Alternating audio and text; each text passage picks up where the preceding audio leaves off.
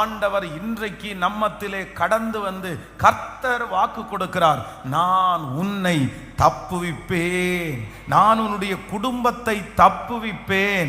கர்த்தர் சொல்லுகிறார், எந்தெந்த காரியத்திலிருந்து உங்களை தப்புவித்து வெளியவே வர முடியாத அளவிற்கு சங்கிலிகள் கட்டப்பட்டிருக்கலாம், சிறைச்சாலை போல உங்களை அடைக்கப்பட்டு அதிலிருந்து வெளியே வர முடியாமல் யார் என்னை தப்புவிப்பார்?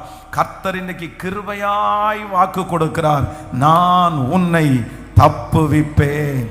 எங்கள் தேவனாகிய கர்த்தர் எங்களை தப்புவிக்கிறதற்கு வல்லவராயிருக்கிறார். இந்த பிரச்சனையிலிருந்து உங்களை தப்புவிக்கிறதற்கு கர்த்தர் வல்லவராயிருக்கிறார். இஸ்ரவேலின் ஜெயபலமான ஆண்டவர் வாக்கு கொடுக்கிறார், நிச்சயமாகவே இந்த பிரச்சனையிலிருந்து நீங்க தப்புவித்து வெளியே வருவீர்கள். இந்த சூழ்நிலையிலிருந்து ஆண்டவர் உங்களை தப்புவித்து கொண்டு வருவேன் என்று கர்த்தர் வாக்கு கொடுக்கிறார். நான் எப்படி தப்புவிப்பேன், எப்படி தப்புவிப்பேன்னே எனக்கு தெரியலையே. எனக்கு விரோதமா இருக்கிற சூழ்நிலை அவ்வளவு பெரிது. ஐயோ, யாராலும் தப்புவிக்க முடியாது. நான் ஒரு பெரிய முதலையினுடைய வாயில சிக்கினது போல நான் சிக்கிட்டு இருக்கிறேன். நான் சிக்கிட்டு இருக்கிற அந்த சூழ்நிலை வித்தியாசமானது.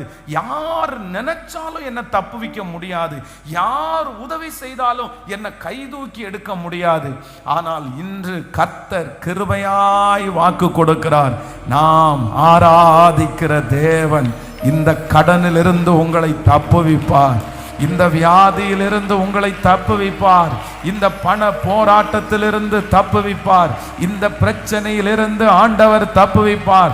இந்த சூழ்நிலையிலிருந்து கர்த்தர் வாக்கு கொடுக்கிறார், நீங்க தற்கொலை பண்ணிக்க வேண்டாம், நீங்கள் மறிக்க வேண்டிய அவசியம் இல்லை.